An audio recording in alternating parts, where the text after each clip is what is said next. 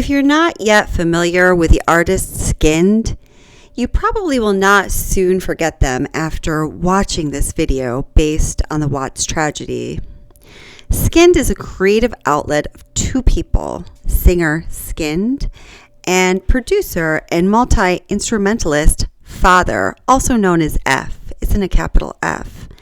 After watching this video, you may ask yourself, so who exactly is SKYNED? And the answer is, we don't know.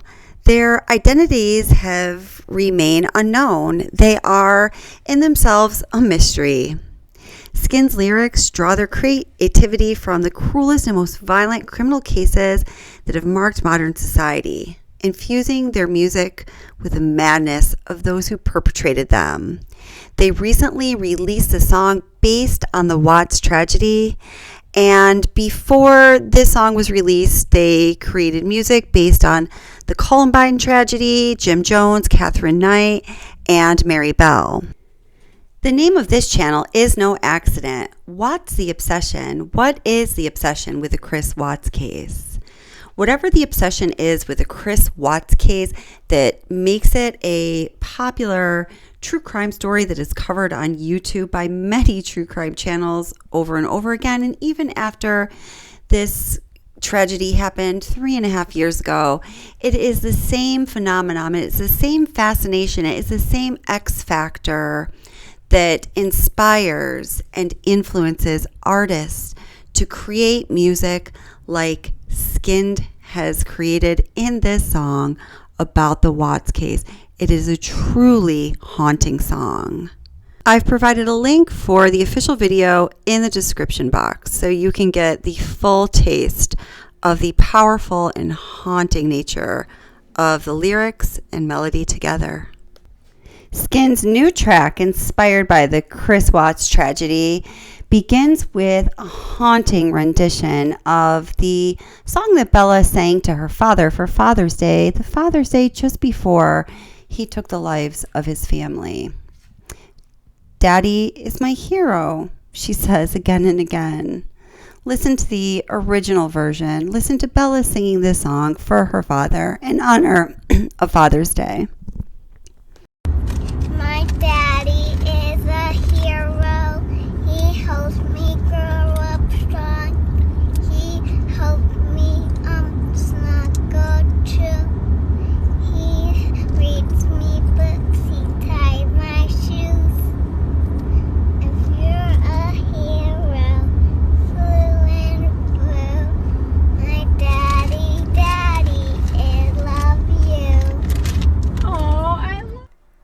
The video that accompanies the song based on the Watts tragedy makes big statements in itself. In the opening scene, the male character, or Chris Watts, is dragging a large cardboard box across a wooden floor. He's having a hard time pulling this box into the room, and this box, we can imagine, represents all of those Thrive deliveries and other deliveries that were constantly showing up at the doorstep of 2825 Saratoga Trail. It's not a far stretch to imagine that the difficulty the male character is having pulling this box across the floor represents the difficulty the family was experiencing financially because of the money that was being invested in Thrive and all of the other money that we learned that Shanann was spending on a number of extra things in their life. In this artistic reimagination of the Watts life and the Watts tragedy, the male character has more control from the beginning than it seemed Chris Watts had in actual life. As he's pulling this box across the floor, he looks at a sharp knife that's, kind of glistening and sort of winking back at him. And with that knife, he opens up the box, and inside the box, we see a dark-haired maiden, the Shanann character, sleeping like Sleeping Beauty. It's with the male character's touch that this lovely dark-haired maiden awakens, and she sits up and opens her eyes. I imagine this to be like Pinocchio coming to life from a wooden carving into a living boy. From the very beginning here, when the Shanann character sits up and opens her eyes, she is very mechanical, very robotic in her movements, in her gaze, and in her interaction or kind of lack of interaction with the male character and the world around her. So the first original lyrics to the song are, "Once upon a time in the darkest of lands, there was a lady who could not see the light."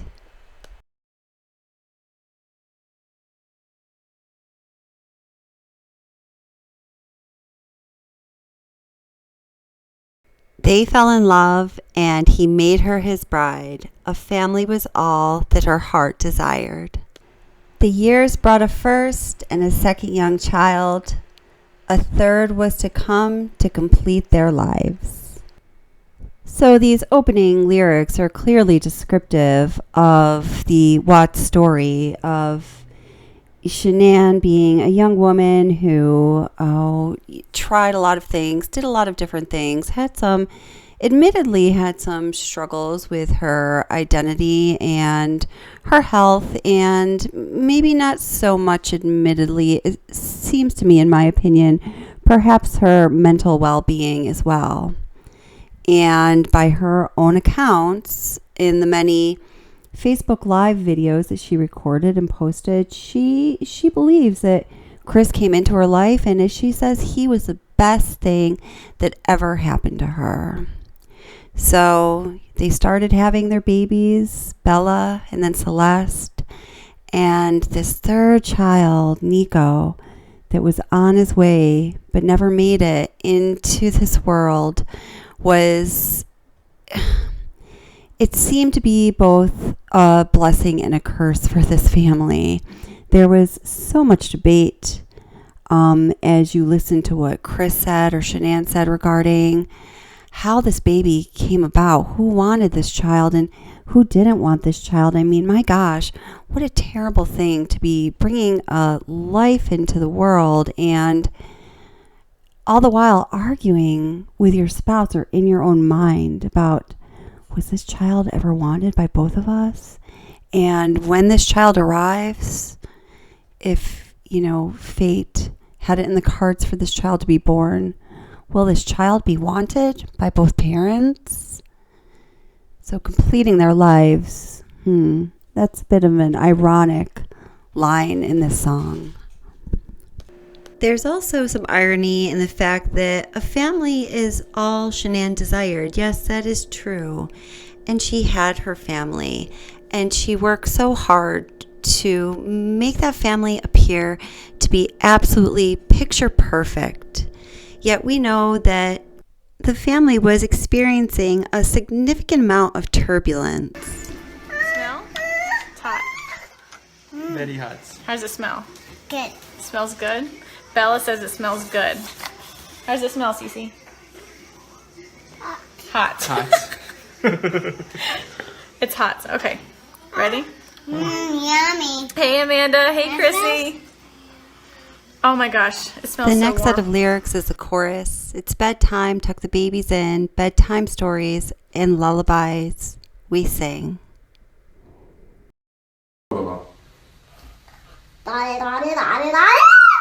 Stop. You have a new one.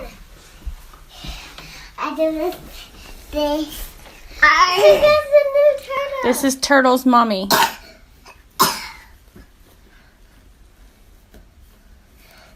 I have it? No, it's Cece's Turtle's mommy.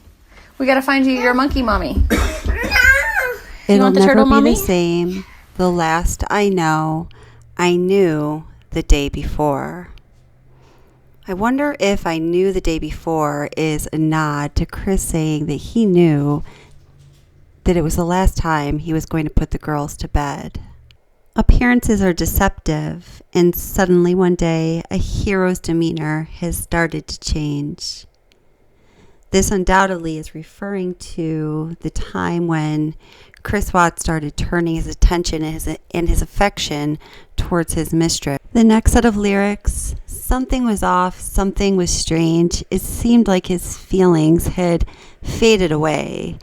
And, you know, that's exactly what I imagine. It felt like to Shanann that his feelings had all but faded away when she was struggling to get any kind of reaction from him. And I'm glad that you're having a blast. Arrived in North Carolina after they hadn't seen each other for weeks, and he wouldn't kiss her, he wouldn't touch her, he wouldn't look into her eyes, he wouldn't communicate with her at all. And did she really not have any idea of what was going on at this time?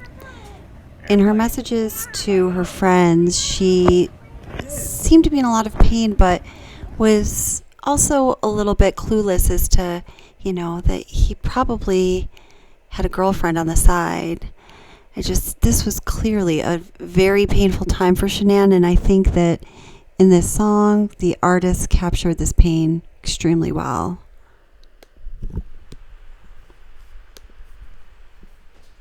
The next set of lyrics says, she cried herself to sleep at night, afraid of losing and saying goodbye. She would have fought, but he denied, drawn to his mistress. He wanted a new life. How accurate is this? The scenes in the Skin video become more eerie. The Shanann character is adorned in a beautiful floral dress and bright red lipstick. She's dancing with a Chris Watts character, and she appears to be as happy as can be for a robotic Pinocchio-like character, at least. As the Chris Watts character comes up behind her, Shanann looks to be in absolute lover's bliss, and he starts to give her the side eye. It's clear that the Chris Watts character is up to no good. He has evil intentions written all over him.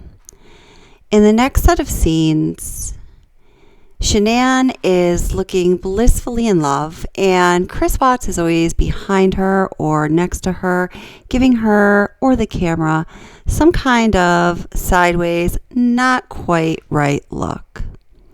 The camera then pans to a loaf of cake. It makes me think of the Thrive Bites, the birthday cake Thrive Bites, and this loaf of cake is covered in flies.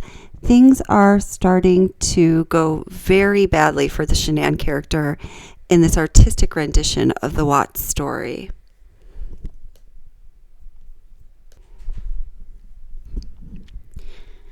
The Shanann character and the Chris Watts character are sitting across from one another at a dinner table, and the Shanann character has this look in her eyes like she's just starting to go absolutely crazy, wide-eyed and out of her mind.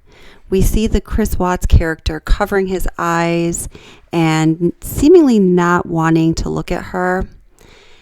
As the Shanann character walks around the kitchen in this video, she cannot close the cupboards. The dishes start to pile up in the kitchen, and there's more flies landing on the rotten food. In one of the last scenes, the Shanann character is looking out the window, and the Chris Watts character comes over to her and starts to pull a Band-Aid off of her, looks to be her right deltoid. As he's pulling this Band-Aid off of her deltoid, things just don't look right. Her flesh doesn't really appear to be human at all.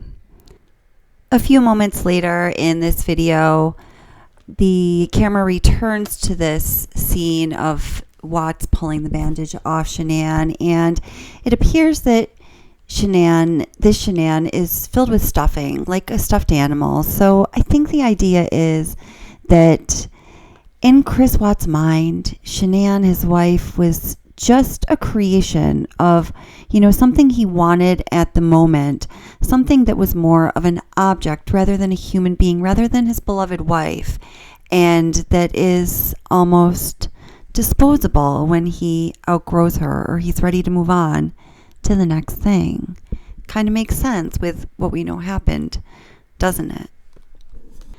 This scene is intermixed with a scene of a bedroom with pink chiffon sheets and drapes, a bathroom with a shower, running water that turns at times to red as to signify blood. You see the children's stuffed animals strewn across the floor with the stuffing ripped out. In one very haunting scene, the Chris Watts character goes and peers into the bedroom of one of the babies. He looks at the sleeping baby in her crib, and this to me looks like Celeste. And as he's walking out of the bedroom, he gives the baby an evil stare that just gives you chills to even see that look on his face as he's looking at a child. In the background, there's a baby carriage, and the Chris Watts and Shanann Watts characters are sitting on the couch. Shanann's wide-eyed but empty stare starts to turn more desperate, and tears begin to flow out of her eyes and down her face. The Chris Watts character looks absolutely exasperated, and things go dark.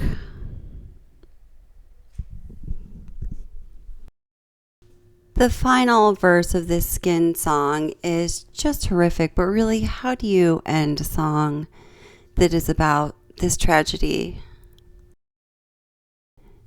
It's bedtime, tuck the babies in. No daddy, please don't. It's bedtime, tuck the babies in. Hide us aside, bury mommy nearby. Wow. You know, the whole video is haunting, it's chilling, and it is an artistic rendition of a very dark reality.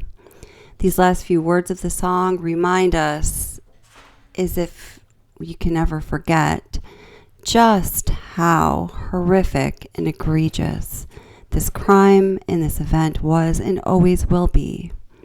This is not the first artist or group to have created music about the Watts case. There have been several before this, and I imagine there will be many more in the future. This case is among those that will live on in true crime history, in American crime history, in the history of human psychology and the exploration of our darkest possibilities and capabilities. The Watts case isn't going anywhere. I think that more people will continue to take interest in this case, to take interest in the dynamics that existed within the family, the psychology of Chris Watts, and the question of whether anyone else helped him in any way, knew about the crime that was going to happen in any way, shape, or form, or helped him with a cover-up. I myself, and those of us who watch and participate in this channel, are always going to ask the question, was justice served completely for the victims, for Shanann, Bella, Cece, and Niko? And if it has not been to date, God, I pray that it is someday, and someday very soon. Thank you for watching. Please hit like and consider subscribing. More content is on the way.